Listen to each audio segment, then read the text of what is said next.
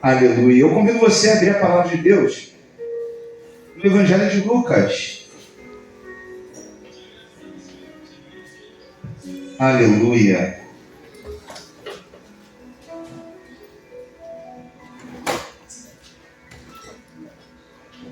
Evangelho de Lucas, capítulo de número 1. Coisa maravilhosa. Lucas, capítulo de número 1. E a gente vai ler apenas alguns versos essa noite. Bem rápido. Todos acharam? Está aqui no telão? Versículo 1, verso 46. Amém.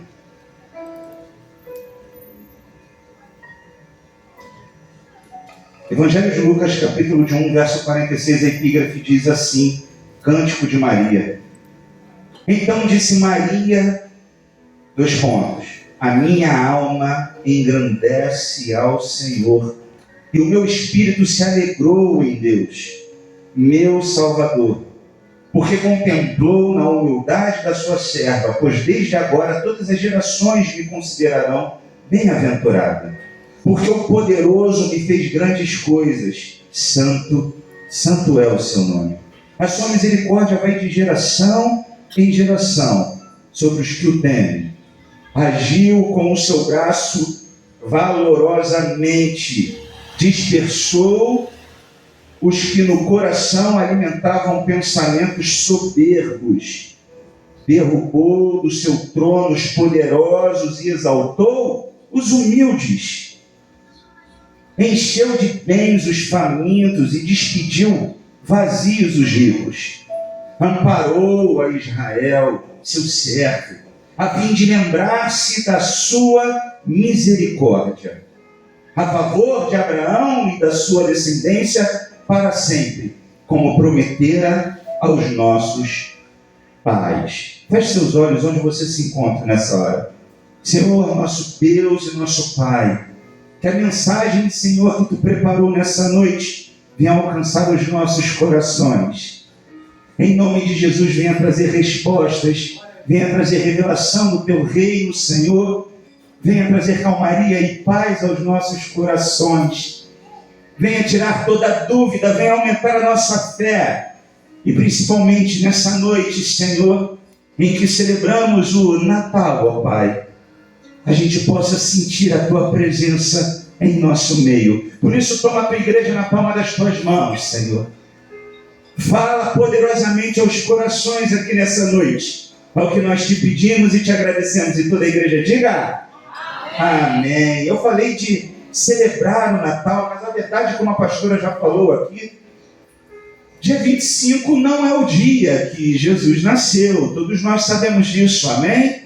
A verdade é que ninguém sabe o dia em que Jesus nasceu. Muito provavelmente não foi no mês de dezembro. Mas criou-se esse costume, criou-se essa cultura mundo afora, principalmente no Ocidente. E desde então, no mês de dezembro, no dia 25 de dezembro, comemoramos assim, todo o cristianismo comemora como o dia do nascimento do nosso Senhor Jesus. Independente do dia, é um momento que pelo menos nós temos para nós relembrarmos essa história, para que nós possamos alcançar quão maravilhosa é essa história, os ensinamentos e as riquezas que Deus tem para compartilhar com cada um de nós. Eu costumo dizer que o Natal, para mim, e essa pergunta ela pode ser feita de forma coletiva ou de forma individual a cada um de nós. Mas o que seria o Natal para você? O que seria o Natal para cada um de vocês? Qual é o significado que o Natal tem aos nossos corações? Eu sei que é uma data tão afetiva que nós trazemos lembranças da nossa infância. É verdade ou não é? Trazemos muitas vezes lembrança dessas nossas reuniões no passado, trazemos para o nosso presente. Nós muitas vezes queremos reviver momentos maravilhosos do passado, momentos em que a família passava por momentos de felicidade, ou talvez éramos tão pequenos que naquela época a gente não vivia os dramas que a vida nos reservou hoje. Vivíamos na nossa tenra infância, onde tudo era maravilhoso. E o Natal era aquela coisa mágica de luzes e presentes e momento de comunhão. Como o Natal mexe com a gente. É verdade ou não é? O Natal para mim é o maior de todos os milagres. É um milagre onde Deus, na sua infinita percepção, no seu infinito tamanho, Ele consegue reduzir a ponto de caber dentro do útero de uma mulher chamada Maria. Olha que milagre maravilhoso é esse, como Deus consegue se tornar tão pequeno para se comunicar com cada um de nós. E essa história é rica de personagens e de lições para todos nós. E no capítulo 1 e 2 do livro de Mateus, a gente vai ter essa história narrada pelo evangelista Mateus, e também nos capítulos 1 e 2 do evangelista Lucas, nós também teremos essa história narrada. E não é o meu propósito hoje aqui fazer essa leitura extensa, mas se você quiser em casa, depois você leia capítulo 1 e capítulo 2 desses dois evangelhos, vocês vão se deparar com os detalhes maravilhosos dessa história. Mas a verdade é que José e Maria, um casal já prometido, noivos, havia naquela época um contrato familiar entre eles. Eles ainda não moravam juntos, presta atenção, o noivado daquela época era diferente. Eles não tinham contato físico, mas eles já eram separados um para com o outro. Assim era Maria e José, pais biológicos de Jesus. E de repente, José se depara com a informação de que sua noiva, a qual ele não conhecia, não tinha coabitado com ela, se encontrava grávida. E ele, todos nós conhecemos bem a história, ele tenta se evadir, ele tenta fugir dessa situação. E o interessante é que a gente começa a aprender com José nesse simples comportamento dele, porque ele percebeu que aquele filho não era dele, obviamente, e ele, ao invés de reagir com violência, ou com truculência, ou querer tirar satisfações, não. José não, ele resolve, na calada da noite, não expor a Maria, pelo único motivo que ele a amava, e ele não queria que aquele escândalo viesse à tona. Afinal de contas, naquela época, Maria ter gerado filho de alguém que não era seu noivo, seu marido, ela poderia ser até mesmo apedrejada, morta por apedrejamento. José, no ápice da sua bondade, do seu amor, talvez com o coração confuso, sem entender muito bem o porquê, ele resolve fugir na madrugada. Quando um anjo aparece, quando um anjo vira para ele e fala: José, não faz isso que você está querendo fazer. Mas por quê? E ele diz: porque o que há em Maria é gerado pelo Espírito Santo. José recebe aquela informação. E eu te pergunto, como a mente de um homem deve ter ficado abalada? Tudo bem, gerado pelo Espírito, mas alguém é o pai dessa criança, não é não? Afinal de contas, Isaac também foi gerado pelo Espírito, mas o pai era Abraão. Jacó também foi prometido, mas tinha um pai biológico. Será que esse anjo está querendo dizer o que eu estou fora dessa história? O que é gerado em Maria é pelo Espírito, mas ele tem outro pai nessa história? Quem é o felizardo que não fui eu, que vai protagonizar o papel de pai do Messias? A verdade é que qualquer um de nós ficaríamos com a madrugada sem pegar no sono para tentar descobrir o que isso significa. Afinal de contas, essa história de uma mulher grávida sem um pai soa como um absurdo. É verdade ou não é? Um absurdo. Só que José, ele acolhe aquela informação do anjo. José, ele entende. E José é diferente de qualquer um de nós. Ele resolve voltar para onde ele estava. E ele, se pudesse falar conosco aqui nessa noite, ele ia falar: absurdo, Rafael. Absurdo. Absurdo é Deus. Deus é um absurdo. Deus é um absurdo. Acreditar em Deus é que mora o absurdo do nosso entendimento. Como nós podemos acreditar em Deus, um ser que criou todas as coisas e tudo que existe em apenas 6 dias? O absurdo da fé cristã reside em acreditar em Deus como o Criador de todas as coisas. E isso é absurdo. E a partir do momento que você acredita nesse absurdo, qualquer coisa daí para baixo é possível que aconteça. Então, a partir do momento que você acredita, meu irmão e minha irmã, que está aqui nessa noite, que existe um Deus no céu que concentra na palma da sua mão todo o poder criacionista de todo o universo, acreditar que pode sinais, maravilhas e prodígios acontecer na sua vida é uma consequência natural. Eu acredito em Deus, mas não acredito que Ele vai fazer. Olha, eu acredito em Deus, mas é tão difícil isso acontecer. Preste atenção, o difícil já é acreditar em Deus. Quando você consegue acreditar no absurdo que é Deus, esse ser que não pode ser alcançado com a nossa pequena compreensão humana, nós não conseguimos imaginar a dimensão desse ser. Tudo é possível daí para baixo, aleluia. E José acreditava nesse Deus, de maneira que quando o anjo falou com ele, ele pela fé, ele assumiu como verdade, aleluia. E entrar nessa dimensão da fé, essa história nos leva para essa dimensão. A história da geração de Jesus no ventre de Maria nos leva para esse mundo de fé sem lógica, de fé sem razoabilizar as coisas, sem racionalizar as coisas. Afinal de contas, essa história também alcançou Maria.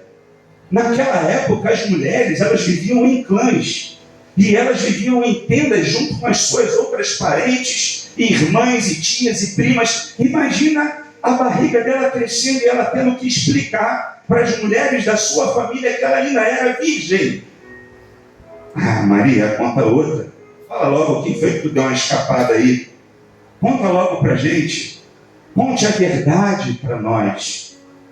E Maria: não, eu sou virgem e o que foi gerado em mim é do Espírito. Meus irmãos, essa história já começa exigindo uma fé absurda dos pais de Jesus. Fé essa que eu quero compartilhar nessa noite, ou pelo menos o Espírito Santo quer nos puxar a essa dimensão dessa fé, que é receber as dádivas de Deus, receber as promessas de Deus sobre a nossa vida e entender que é possível ao que crê, aleluia. Eles creram nesse primeiro contato, essa história que parecia absurda. E a história continua. Tertuliano vai falar, Tertuliano, no 2º século da igreja, considerado pai da fé, pai da igreja, ele escreve algo maravilhoso. Ele diz assim: por que Deus é tão absurdo que eu creio? Porque se não fosse, eu o entenderia. Se Deus é tão absurdo, eu creio, porque se não fosse, eu entenderia. Deus é uma questão de fé, meus irmãos. Acreditar em Deus é se lançar, independente se as condições são favoráveis ou não. E isso é Natal. Natal é se lançar na presença de Deus, acreditando na dimensão desse Deus enorme que se torna pequeno no ventre de Maria, para que cada um de nós estivéssemos aqui nessa noite depois de 2000 anos. Olha que coisa absurda. É absurdo eu estar aqui, você está aqui. Que coisa absurda é isso. Como é que não acreditar nesse Deus que consegue, depois de 2000 anos, deixar essa história tão viva em nosso coração, a ponto de você largar tudo que você tinha para fazer hoje e estar aqui, dentro da igreja, para ouvir a palavra de Deus, porque você crê. Se você crê, diga um amém aí nessa noite. Você crê nisso? Você crê que Deus é capaz de cumprir as promessas dele sobre a sua vida? Amém? Amém. E tem outros personagens nessa história. E a verdade é que a experiência da fé, ela não obedece a essa ordem lógica do nosso entendimento natural. Ela é da ordem do absurdo, do inexplicável. É uma confiança em Deus, para além de tudo que a gente já viu. E muitos acreditam até e veiculam essa história de Maria como sendo uma história mentirosa. Historiadores e pessoas que não professam fé em Cristo acreditam que Maria, ela havia sido até mesmo violentada por um soldado romano. Olha só, violentada por um soldado romano, e ela gerou essa criança no seu ventre, e para a história não ficar feia para o povo de Israel, eles inventaram que essa criança era o Messias. Absurdo acreditar num negócio desse. Tem que ter tamanha fé para isso. E muitos se apegam a isso. A verdade é que o sobrenatural, ele está o tempo todo ao nosso redor, esperando um momento para fazer contato com cada um de nós. E ele fala de forma íntima a cada coração aqui presente. E essa experiência de Maria, de conhecer as mulheres, que ela recebeu a visita de um anjo. José tem que convencer os seus amigos, os seus colegas de trabalho, de que ele também recebeu a visita de um anjo. Você consegue entender a dificuldade que foi para esse jovem casal? Meus irmãos, a história de Jesus nessa terra já começa com uma história de muita fé, de uma fé absurda nesses pais que tiveram que ouvir orientações de anjos, para ficar para lá e para cá agora, salvando a vida do enviado e do Messias. Deixa eu falar uma coisa com você nessa noite. Quando você tem chamado, Deus te direciona. Quando você é um escolhido, Deus te direciona. Guarda isso na tábua do teu coração. Quando Deus tem propósito na vida de um homem, de uma mulher, de um jovem, de uma criança, Ele te direciona. Eu sei que tem muita gente com propósito aqui nessa noite. E Deus está falando a esses corações. Deus te direciona para onde você tem que ir, onde você tem que morar, onde você tem que colher os ensinamentos de Deus, onde você tem que ficar, qual o tempo que você leva e até mesmo quando você tem que voltar. Aleluia. Essa história sobre o Natal é uma história que nos transporta para um lugar de fé. Um lugar de fé inexplicável. E essa fé que é construída dentro dos nossos corações é que vai fazer a gente absorver e ter contato com o nosso ministério e o nosso chamado. É a nossa capacidade de estarmos com os nossos ouvidos e os nossos olhos atentos à presença desse ser celestial, que muitas vezes vai falar com a gente em sonho, vai usar a boca de um profeta nessa terra, mas que vai deixar claro para cada um de vocês exatamente o local, o caminho por onde deve andar. Deixa eu falar para você nessa noite aqui, se tem alguma dúvida morando no seu coração, se alguma pergunta palpita dentro da sua alma, se algo tem te tirado o sono, se você tem se sentido incapaz disso que está à sua frente, deixa eu falar uma coisa bem clara para você. Eles também se sentiram dessa forma. Maria, quando recebe a presença do anjo, ela não entende, porque ela tinha sido a escolhida. Ela não procura compreender, e o que nós lemos aqui no início foi algo chamado Cântico de Maria. Era um cântico de júbilo, onde ela aceitou que o propósito de Deus, os planos de Deus fossem cumpridos na vida dela. E ela se alegra com isso. E ela não assume uma postura de arrogância e de superioridade às que estavam ao redor dela. Muito pelo contrário. A Maria, ela se humilha. Porque diante da presença do Senhor, o que Ele quer de nós e o que vai fazer com que Ele tome conta da nossa vida é a atitude de humildade, de humilhação. Aquela quando nós saímos do nosso trono e deixamos Ele entrar. Aleluia. Você está conseguindo entender isso? Quando nós verdadeiramente nos prostramos de joelho diante do chamado de Deus e entregamos a nossa vida para Ele, mesmo sem saber, sem ter nenhuma noção de como aquilo iria acontecer. E por isso que o Natal é uma experiência de fé. O mundo ele não pode nunca estar fechado em diagnósticos, em sentenças, não está fechado em diagnósticos de saúde, em sentenças judiciais, não. Esse mundo que nós acreditamos, o mundo do sobrenatural, ele está aberto para a vontade de Deus ser realizada sobre a vida de cada um de nós. De maneira que, ao acreditarmos nesse Deus que tudo pode, a nossa fé e a nossa esperança, ela nunca vai esmorecer, ela nunca vai se findar, e a gente vai ter a certeza de que tudo pode acontecer. E o que é o Natal para José? Se a gente pudesse fazer essa pergunta, José, o que é o Natal para você? E ele falaria, olha, é uma experiência de fé, é uma experiência de mergulhar no que o anjo disse para mim, mesmo sem entender. Eu voltei para casa, ele mandou que eu trouxesse ela para dentro da minha casa, eu trouxe, ele falou para que eu não a tocasse até que ela gerasse o Messias, e assim eu fiz.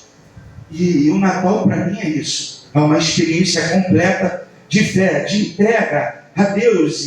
E se a gente pudesse perguntar a Maria, o Natal para você, e ela vai falar, olha, eu já respondi essa pergunta, o Natal está no meu cântico, o que a gente acabou de ler, a minha alma engrandece ao Senhor, e o meu espírito se alegrou em Deus. É um misto de entrega, é um misto de adoração. Isso é o Natal para mim.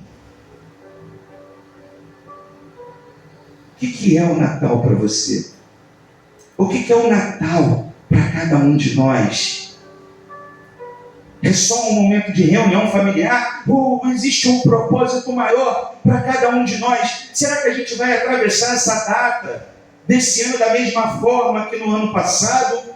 Será que Natal só simboliza, muitas vezes, vem isso à minha mente também, shopping center cheio, fila de supermercado? Muitas vezes o Natal resume isso para a gente. É o primeiro pensamento que vem à cabeça. Meu Deus, chegou o Natal e começa as musiquinhas na televisão, e tu já entra em desespero, porque tu tem que comprar isso, tem que comprar aquilo outro, tem amigo oculto aqui, tem amigo oculto lá, e daqui a pouco passa, e foi só mais uma data comercial, foi só mais um momento de festividade, sem sentido profundo na nossa alma. Não, o Natal é uma experiência total de mergulho em uma fé absurda, de escutar a vontade de Deus sobre a nossa vida e seguir sem ponderar.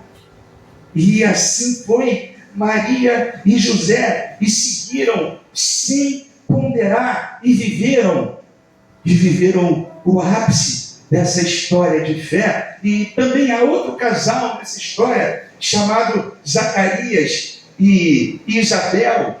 E Isabel era prima de Maria. E Zacarias era o sacerdote do templo. E o anjo, quando aparece a Maria, ele fala assim: olha só, a tua prima Isabel também está grávida. E Maria fala: como pode? Isabel já é conhecida por todos da família, ela é estéril, ela não pode estar grávida. Sabe o que o anjo vira e fala para Maria? Sabe o que o anjo vira e fala para Maria? O seu Deus é o Deus do impossível, Maria. Esse Deus pode todas as coisas, Maria. Que isso, Maria? Você está começando a viver experiências onde você vai concretizar na tábua do teu coração essa dimensão enorme do que é o significado de que não há nada impossível para Deus.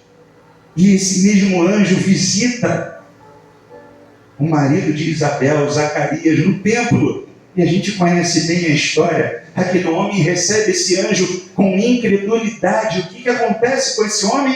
Ele fica mudo. Até o nascimento de João, que era o menino que se encontrava na barriga de Isabel, prima de Maria. Zacarias fica completamente mudo. E o que a gente pode tirar dessa história? Eu acredito que se você não tem fé, você não tem nada para falar, nada para acrescentar na vida de ninguém. Se você é uma pessoa sem fé, se você é uma pessoa incrédula, você vai ficar mudo, porque você não acrescenta, você não tem capacidade de proporcionar um caminho de salvação, de libertação, de luz, de ser salvo, produzir salvação, produzir transformação na vida de ninguém. Uma pessoa sem fé é uma pessoa que, calada, ela não vai fazer a menor diferença na vida de ninguém. Quem tem fé aqui nessa noite, levante suas mãos. Oh, aleluia, louvado seja o nome do Senhor. Eu tenho certeza que mudo vocês não ficarão de forma alguma. E a verdade é que, quando há o encontro de Maria e Isabel, o anjo fala para que ela encontre Isabel. As duas com as crianças no ventre. É impressionante como Isabel, já avançada em idade, ela concebe esse milagre, que é a chegada do primo de Jesus, João o Batista. Ela, ao ver Maria carregando no seu ventre o Messias, esperado por todas as mulheres de Israel, era natural que ela fosse assaltada pelo seguinte pensamento: Senhor, por que tu colocou o coadjuvante em mim e o principal nela? Só que Isabel não reage dessa forma. Sabe por quê? Porque quando aquelas barrigas chegam perto uma da outra, as crianças se reconhecem a proximidade. Elas vibram dentro daquela barriga. Elas se saúdam dentro daquela barriga. O Evangelho diz que elas começam a saltar dentro da barriga das suas mãos. Sabe por quê? Porque quem tem chamado, meu irmão, quando encontra o outro, ele soma, ele pula, ele se alegra, ele se entrega, ele não disputa. Você está conseguindo entender? Quando pessoas que têm chamado, são escolhidas, se encontram, elas se somam, elas não disputam lugar, elas não disputam vaga, elas não disputam posição, elas trabalham juntas.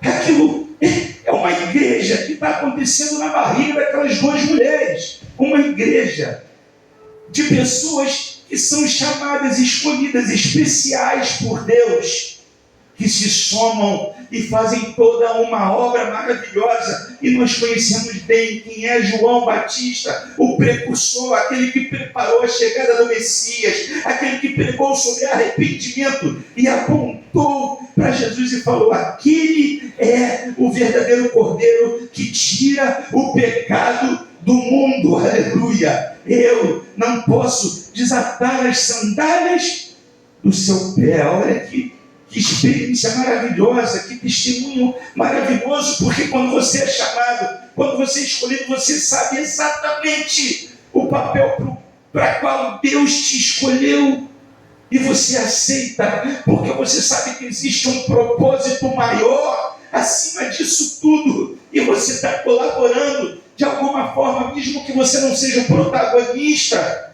daquilo, mas você está colaborando para que tudo aquilo aconteça e o reino de Deus, ele seja engrandecido, o reino de Deus, ele continue conquistando almas e corações, porque você entendeu exatamente qual é o seu lugar e qual é o seu chamado, aleluia.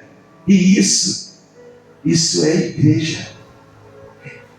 Isso é igreja, isso é um corpo unido, é nós como uma engrenagem, ligando o meu talento ao talento do meu irmão, e o talento do meu irmão se ligando ao talento e às virtudes do meu outro irmão, e a gente de braços dados, fazendo com que o reino de Deus alcance tudo que está ao nosso redor, aleluia. Mas existem mais personagens, e eu quero terminar a mensagem. Existem magos, existem o rei Herodes, existem anjos, e nessa história toda, e se eu pudesse perguntar, depois dessa experiência para Zacarias e para Isabel, o que é o Natal? O Natal é isso. Eles responderiam, eu saber que o meu chamado, ainda que não seja de protagonista da coisa, o meu chamado, ele vai colaborar para o reino de Deus. Isso é Natal, é se entregar para o chamado do Senhor, não importa qual que seja, sem disputa, sem vaidade, sabe, sem ganância. E isso, meu Deus, isso é Natal. E a Bíblia continua falando da chegada de reis que não eram reis, de magos que não eram magos, eram estudiosos, astrólogos, que eles tentavam entender o universo, a origem da vida, admirando as estrelas do céu, e aqueles homens, eles estudam e conseguem identificar uma estrela que seria o sinal do nascimento de um grande rei, e aqueles homens partem do Oriente para encontrar esse rei, e essa notícia corre rápido, e essa notícia chega a um rei chamado Herodes, e esse rei, quando descobre que está se nascendo um outro rei, ele fala, que isso? Não, o único rei aqui sou eu.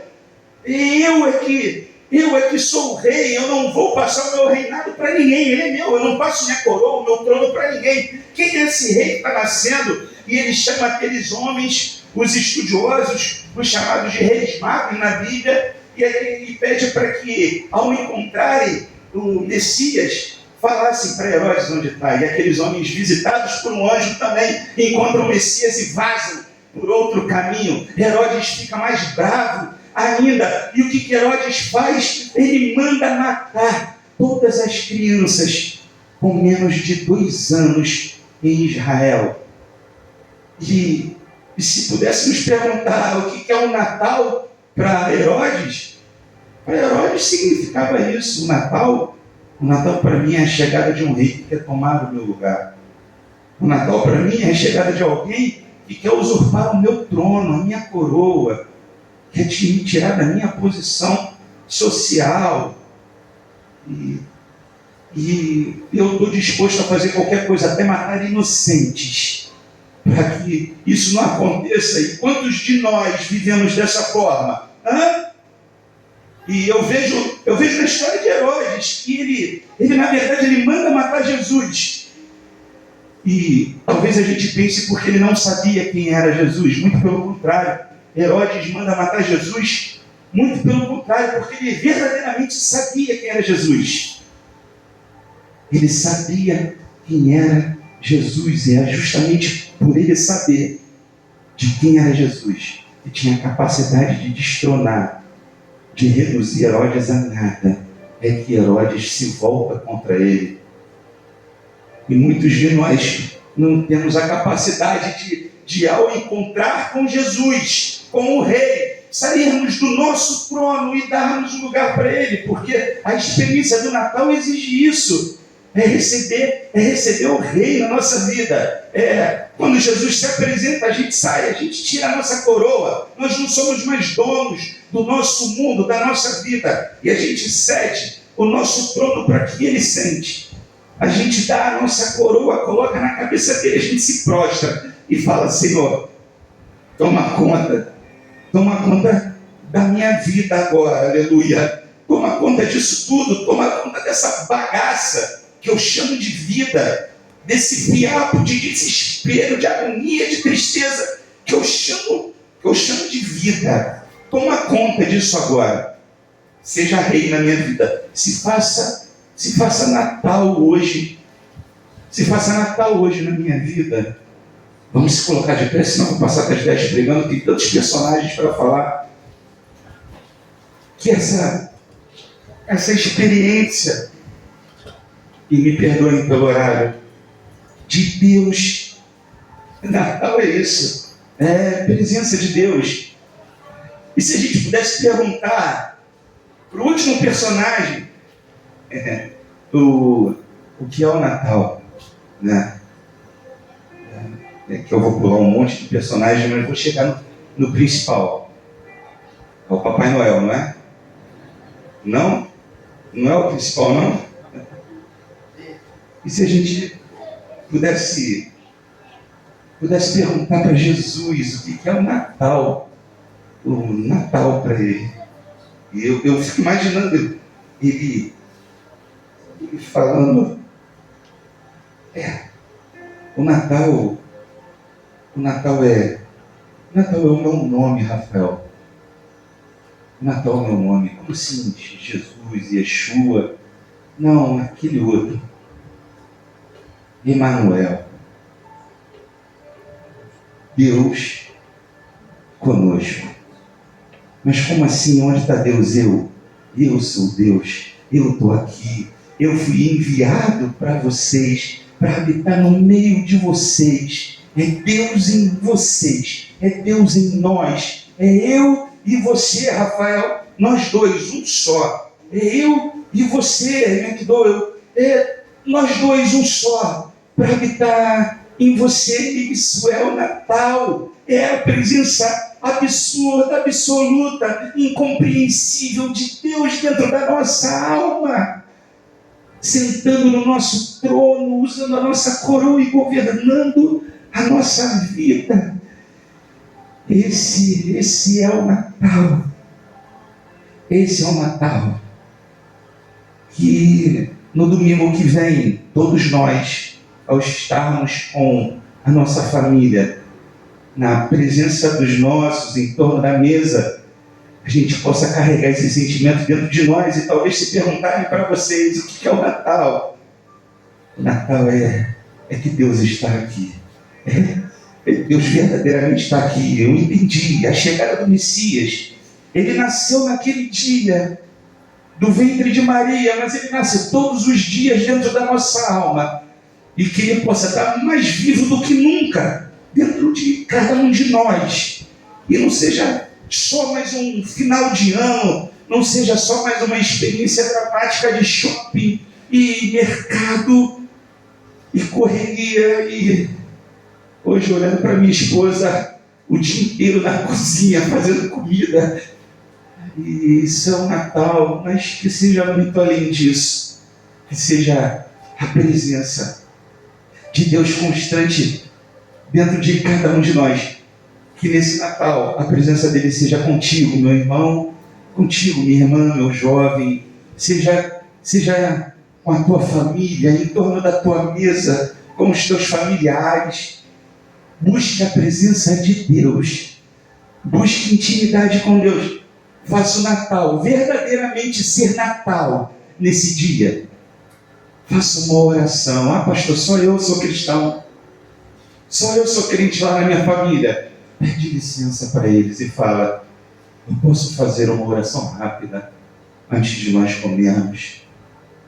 E traz a presença de Deus para essa mesa. Faça essa mesa ser uma mesa de Natal. Não é cheia de chester, de coquinho, de rabanada, não. É cheia da presença de Deus, aleluia. Isso é uma verdadeira mesa de Natal, onde não tem mais espaço para os sentimentos ruins, que muitas vezes vai brotar quando aparecer aquele parente, aquele irmão, aquela prima, que você tem uma desavença do passado, não. É momento de abrir o coração, de pedir perdão, de se entregar, de orar, de receber bem. de abrir a alma, deixar Deus agir na sua vida. Feche seus olhos nessa noite. Só você que quer experimentar o verdadeiro significado de Natal, nesse Natal, coloque a mão no seu coração. Pai, obrigado, Senhor. Obrigado porque o mundo nos rouba a essência. Essa é uma verdade. O mundo nos rouba a essência do verdadeiro estar contigo, do Emanuel, Senhor. E que a gente possa sentir a Tua presença, Pai. No nosso meio, Senhor. Não somente no dia 25, ó Pai, mas durante todo o restante do ano e o ano que vem. Que a gente possa viver Natal todos os dias no nosso coração, em torno da nossa mesa, com os nossos filhos, com o nosso esposo, com a nossa esposa, com os nossos parentes, que a gente possa viver verdadeiramente o Natal com a Tua presença junto de nós, aleluia. E não vai haver espaço mais para dor, para o desespero, para o medo, para o pânico, não, porque a Tua presença, ela basta. A Tua presença é suficiente, Senhor. Obrigado, Deus. Toma a Tua igreja nas Tuas mãos, Pai. Em nome de Jesus, que nós sejamos adoradores por excelência como Maria, que nós sejamos sinceros, verdadeiros e nos lancemos no Teu chamado para cada um de nós. E que a gente busque de toda a nossa força, nossa alma, nosso coração, a Tua presença a todo instante na nossa vida. Em nome de Jesus. Toda a igreja diga: amém. Você pode aplaudir esse Senhor Jesus porque Ele merece. Ele está aqui, Ele se faz presente em nosso meio e na sua casa também. Amém? Guarde essa mensagem no seu coração, em nome de Jesus. Vem cá fazer o encerramento, pastora.